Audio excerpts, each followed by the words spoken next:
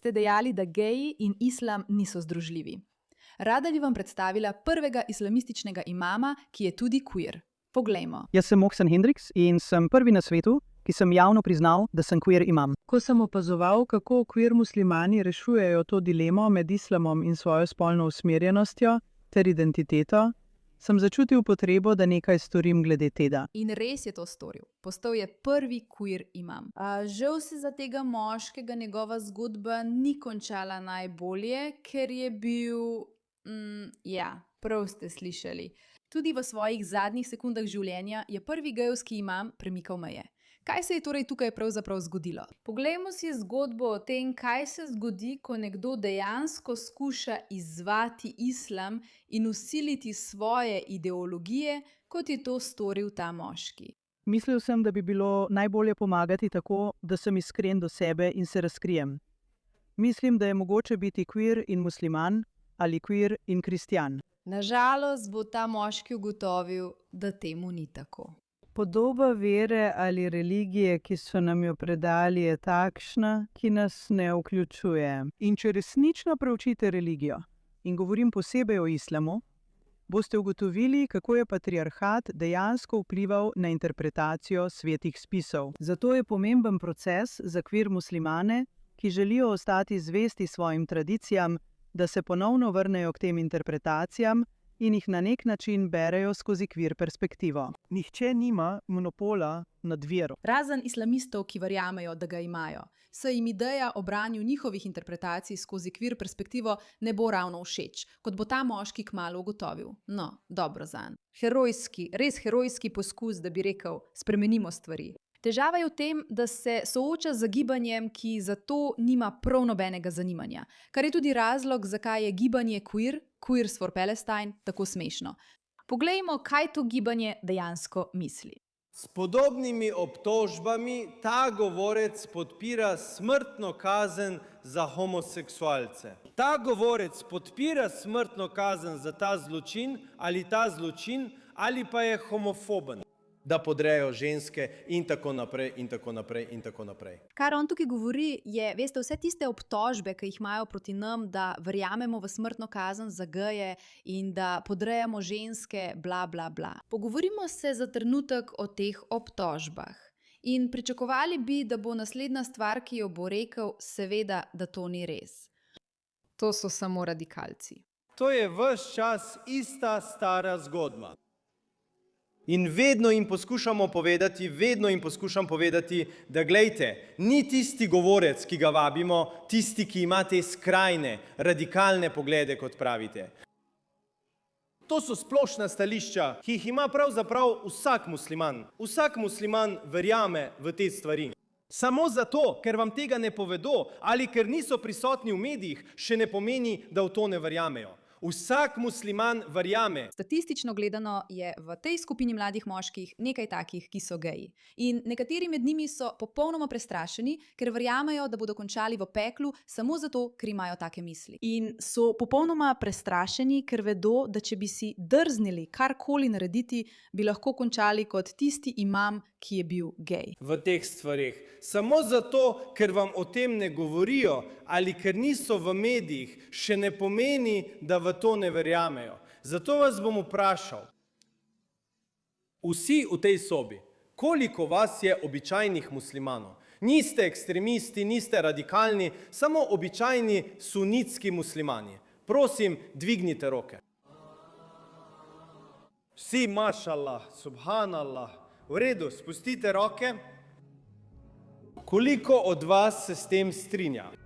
Kazni, opisane v Koranu in Sunetu, naj bo to smrt, kamenjanje zaradi prešuštva ali karkoli drugega, če prihaja od Allaha in njegovega poslanca, je to najboljša možna kazen za človeštvo.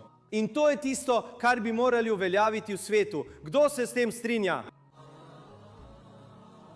Allahu akbar, ste vsi radikalni ekstremisti, subhanallah. Torej, vsi pravite, da ste navadni muslimani. Vsi hodite v različne mošeje, kaj ne? Ali pa ste pripadniki kakšne posebne sekte, kot je sekta Islam.net ali kaj podobnega. Ali razumete pomen tega, kar se dogaja prav zdaj? Ampak to so njegove lastne besede, ne moje. Jaz tega ne pravim. Ta moški po svojih lastnih besedah pravi, da je celotna ideja o radikalnem islamu nesmisel, ker običajni islamisti verjamejo v te stvari. To je tisto, kar on pravi. In ima skupino mladih ljudi. Veliko ljudi v tej sobi bo reklo, ja, se strinjamo. Ja, se strinjamo. Kar naredi vse skupaj še bolj smešno, ker so to oni. Oni so tisti, ki pravijo, da radikalni islamisti sploh ne obstajajo. In seveda, kvirskost je naš problem. Oni so tisti, ki to govorijo. In vendar imate te idiote od zunaj, do katerih bomo prišli čez trenutek, ki mislijo, da lahko kaj spremenijo ali da to ni res. Si tudi ti takšen? Ne, je to. Si tudi ti takšen? Prosim, dvigni roko, če ti je všeč ta skrajni islam, ta sekta ali kaj podobnega. Nihče. Allahu akbar. Koliko od vas hodi v te običajne mošeje ali v katerokoli običajno sunitsko mošejo? Prosim, dvignite roke. Mislim, da ste razumeli bistvo. Mislim, da ste dojeli poanto. Da ta moški v bistvu dokazuje tisto, kar vsi vemo, da je res. Vendar to izraža s svojimi besedami. Zdaj se bomo k tej zgodbi vrnili čez trenutek, ker je res nora. Mimogrede, dobrodošli v Pushback. Sem Meira K, vaša gostiteljica. Ne pozabite pritisniti na gumb za naročnino, delite ta video s prijateljem in podobno, če vam je dovolj. Ampak spet, ni samo en video, nista samo dva videa. To je tisto, v kar te ljudje verjamejo. Verjamejo, da je kvirskost problem, ki sega globoko v njihovo dušo.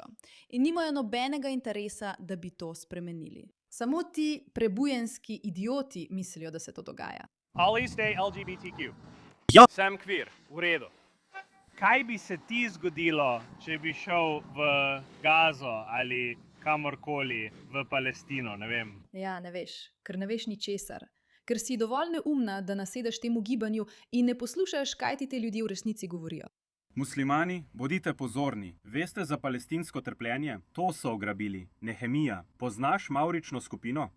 Zdaj pojdi pogledat. Vidiš jih mahati zastavami. Gays for Gaza. Allah sprejema geje. Vse te popolne neumnosti. Noben musliman tega ne izpostavi. Mi jih ne podpiramo in nikoli ne bi sprejeli njihovih dejanj. Torej, ne samo da pravi, da jih nikoli ne bi podprli. Nimamo nobenega interesa, da bi jih podprli. Smo proti temu. Oni so problem. Oni so problem. Zato ni presenečenje, da ko je ta moški prišel sem in rekel, sem imam, kvir imam, ki želi kvirizirati vero, je bil na koncu umorjen. Umor v slogu usmrtitve odkrito gejevskega imama Musa Hendriksa v Južni Afriki je pripeljala do tega, da se člani LGBT skupnosti bojijo za svojo varnost. Hkrati pa so odločeni nadaljevati kampanjo za odpravo marginalizacije v verskih krogih. Velečastni Toni, odkrito gejevski krščanski duhovnik, je za BBC povedal, da je bil Hendriks nežna duša, ki je v vsak prostor prinesel svetlobo. Vrzel, ki jo pušča Musa, je ogromna, je povedala in dodala, da ve, da je po vsem svetu veliko kvir muslimanov, ki so zaradi tega globoko prizadeti.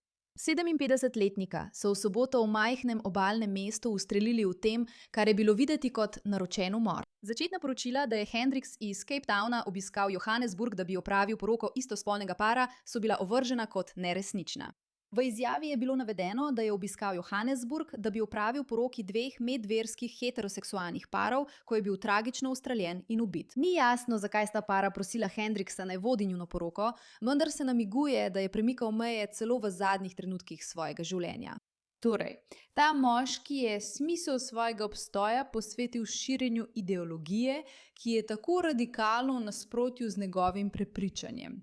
In nekako je bil zaradi tega usmrčen. In kljub temu še vedno obstajajo neumni zahodni kviri, ki mislijo, da to ni res in da bi morali še naprej vztrajati pri tem. Usmrtiti so kvir imama, to so naredili. In ni pravega načina, kako to povedati, razen da rečem, če še vedno ne vidiš resnice, upam, da je Bog s tabo in ne Allah. Hvala za vašo pozornost glede te zadeve.